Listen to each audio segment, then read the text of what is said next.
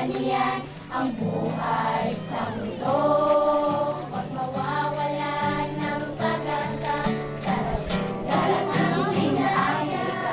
Ang isipin mo'y may bukas pa na mayroon sila.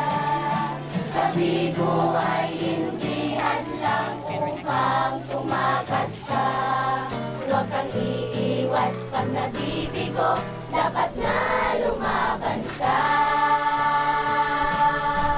Ang kailangan mo'y tibay ng loob kung mayroong bagso.